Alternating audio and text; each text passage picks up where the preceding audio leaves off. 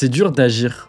Sortir du lit quand t'as envie de rester sous la couette, dire non à un épisode de plus, se mettre au travail alors qu'il y a tout autour de toi qui t'incite à te distraire. C'est dur et c'est inconfortable. C'est plus simple de scroller, de procrastiner et de se dire je le ferai demain parce que l'action ça fait mal. Alors on choisit la facilité, on fuit, on oublie nos problèmes en regardant des vidéos et on laisse l'algorithme dicter nos vies pendant que nos journées se dégradent petit à petit. Mais on oublie un truc dans l'histoire. La douleur ne disparaît pas en la fuyant. Chaque opportunité qu'on laisse passer, chaque rêve qu'on enterre, c'est un futur soi qui va souffrir encore plus. Mais aujourd'hui, on va briser le cercle et reprendre le contrôle.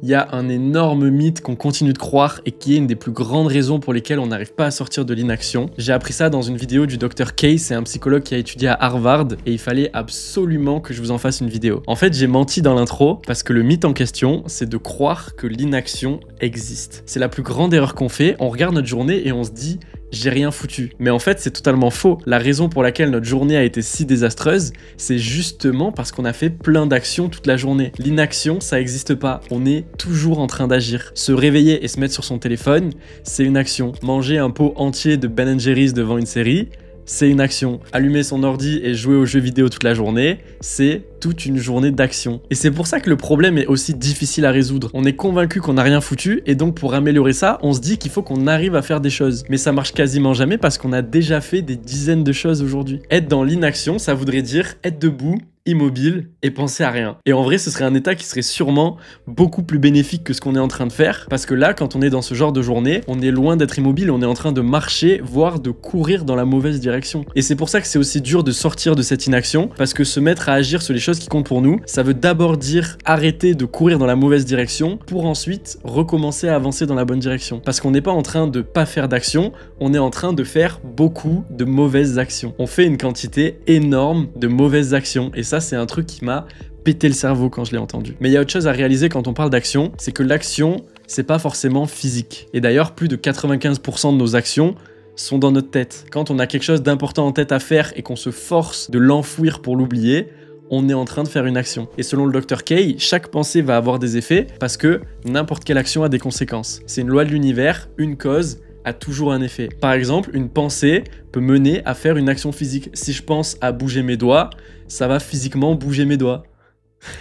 Si je pense oh là là j'ai trop la flemme aujourd'hui, je vais sûrement attraper mon tel pour aller scroller. Donc une pensée peut mener à une action physique, mais une pensée peut aussi mener à d'autres pensées. Et c'est une des plus grosses raisons pour lesquelles on est dans ce genre de période, c'est qu'une de nos pensées va mener à d'autres pensées de pire en pire petit à petit. On est en train de s'auto-culpabiliser. On a des pensées négatives, donc on se dit que c'est pas normal d'avoir ce genre de pensée, donc on se dit qu'il y a un truc qui cloche forcément avec nous, donc on culpabilise, et on a des pensées encore plus négatives, et on se dit que c'est encore moins normal, etc. Et ensuite, on va résumer notre journée en se disant qu'on n'a rien foutu, mais on est très loin d'avoir rien foutu. Là-dedans, il s'en est passé des choses, il s'en est même passé beaucoup trop. Et c'est la raison pour laquelle on est limite plus fatigué après une journée à rien faire plutôt qu'après une journée super productive. On n'a pas vraiment rien fait, on a fait un tas d'autres choses. On n'a pas révisé, on n'a pas travaillé, on n'a pas fait cette séance de sport, on n'a pas fait ce truc important pour nous, mais à la place, on a pensé à ça de 10 millions de manières différentes, on a culpabilisé, on s'est probablement aussi diverti en faisant d'autres actions. Donc la vie qu'on a en ce moment, c'est la conséquence de nos actions physiques et mentales. Si on nous met dans le corps de quelqu'un d'autre, il va avoir exactement les mêmes résultats, parce que n'importe quelle action aura une conséquence. Donc même si on se téléporte dans un autre corps, si on continue de faire les mêmes actions, on aura les mêmes conséquences. Alors si notre vie part en couille,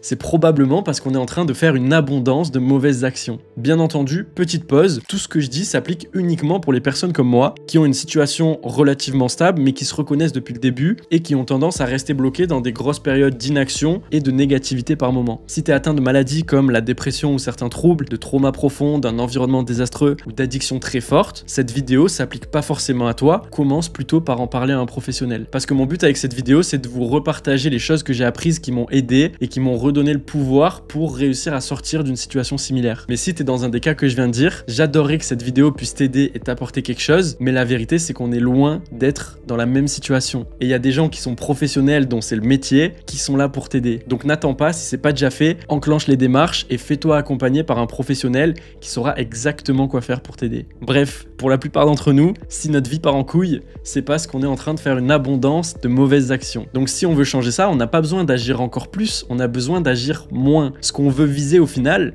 c'est l'inaction au vrai sens du terme. C'est d'arrêter de faire toutes ces mauvaises actions qui nous pourrissent la vie. Parce que pour recommencer à avancer, il faut déjà arrêter d'aller dans la mauvaise direction pour pouvoir recommencer à avancer dans la bonne direction. Maintenant, c'est plus facile à dire qu'à faire parce qu'il y a un dernier facteur à prendre en compte, c'est qu'on vit dans un monde de distractions. On a tellement de distractions autour de nous que c'est beaucoup plus facile de fuir notre situation négative que de commencer à la résoudre. Donc on est bloqué dans une sorte d'engrenage d'auto-culpabilisation et de fuite, parce que quand on y réfléchit, on est dans une sorte de cercle vicieux. On fait des mauvaises actions, donc on culpabilise de faire ces mauvaises actions, et au lieu de changer ça et de faire des bonnes actions, on va faire la chose qui est la plus facile, donc on va se distraire pour oublier qu'on est en train de faire ces mauvaises actions. Et c'est loin d'être de la faiblesse ou quoi que ce soit, on est juste dans un système où c'est devenu 100 fois plus facile de se distraire et de s'oublier plutôt que de résoudre les problèmes et de faire les choses qui sont vraiment importantes pour nous. Genre le système est littéralement conçu pour être plus fort que nous. Il y a des milliers de scientifiques et d'ingénieurs qui travaillent chaque jour pour rendre les distractions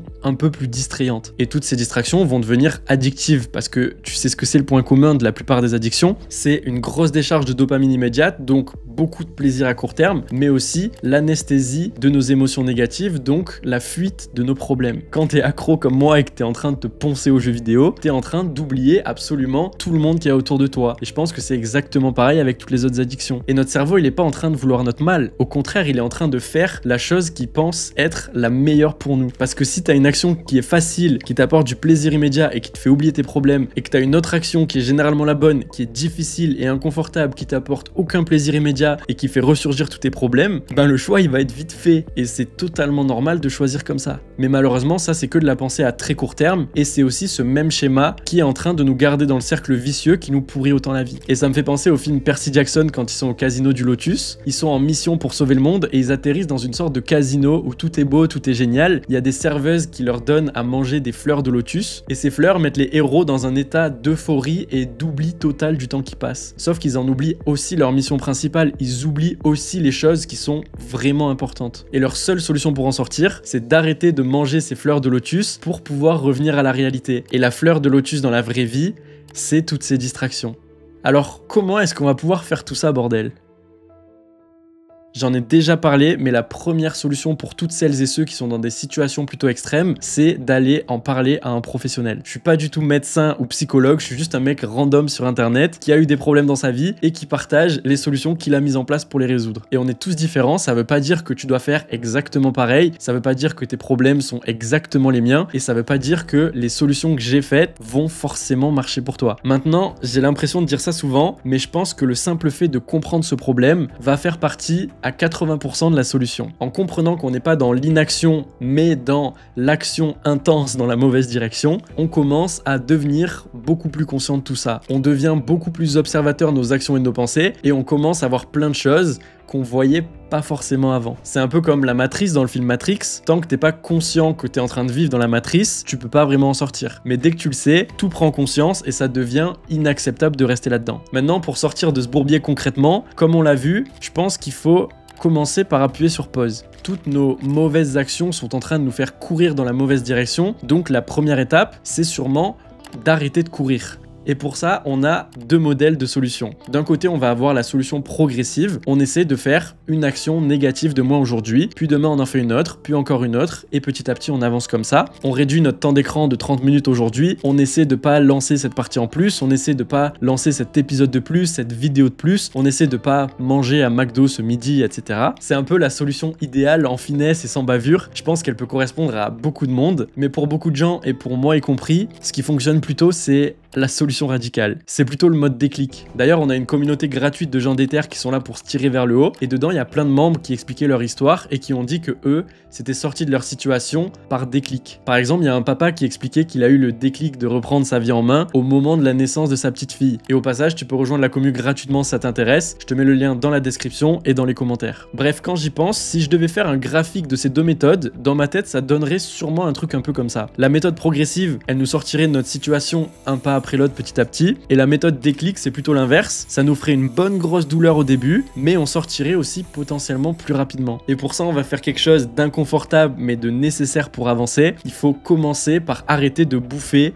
ces putains de fleurs de lotus. Autrement dit, arrêter de se distraire et de fuir nos problèmes. Dans ma vie perso, ça s'est résumé en désinstallation complète des jeux vidéo et en freinant au maximum le temps que je passais sur les réseaux. Et quand tu fais ça, tu déclares littéralement une guerre avec ton cerveau. Tu sors du casino anesthésiant du lotus pour ouvrir les yeux sur l'état de ta situation. Parce qu'en arrêtant de fuir, tout le négatif qu'on était en train d'enterrer va ressurgir. Et c'est parfait. Parce que le changement arrive lorsque c'est plus douloureux de rester le même que de changer. Alors là, ça va faire mal, on va se faire assommer de négatif, mais c'est exactement ce qu'on veut. Parce que c'est ce négatif qui va nous permettre d'évoluer. Et c'est exactement le but d'une émotion négative. Une émotion négative, la plupart du temps, elle est là pour nous dire « Frérot, il y a un truc qui va pas dans ta vie, je vais te faire te sentir comme une merde jusqu'à ce que tu la résolves. » Alors maintenant qu'on a appuyé sur pause, on va embrasser tout ce négatif et on va l'utiliser pour faire la bonne chose. Maintenant qu'on s'est arrêté, on va se servir du négatif pour aller dans la bonne direction qui nous élève et qui va nous faire progresser. Et dans mon cas, c'était d'arrêter les jeux vidéo pour lancer cette chaîne YouTube. Alors j'ai décidé de tout désinstaller et je me suis mis à faire des recherches, à me demander quelles vidéos j'allais faire, à écrire des vidéos, etc. Mais si jamais t'as pas vraiment de direction claire comme moi, go faire un truc qui va quand même te tirer vers le haut. Go marcher, go courir, go faire une séance de sport, go faire un gros rangement, go faire un truc que tu repousses depuis longtemps. Et à partir de ce moment-là, on va arrêter de se laisser enterrer à petit feu par l'inaction et on va recommencer à avancer dans la bonne direction. Merci d'avoir regardé cette vidéo, j'espère vraiment qu'elle a pu t'aider. Elle s'applique clairement pas à tout le monde et c'est vraiment pas grave si elle est pas faite pour toi, mais je sais que celles et ceux pour qui je l'ai faite se reconnaîtront. Abonne-toi pour plus de vidéos sur le sujet de l'amélioration de soi en général et tu peux aller voir cette vidéo là où je te partage mes réflexions pour absolument exploser la procrastination. Ciao.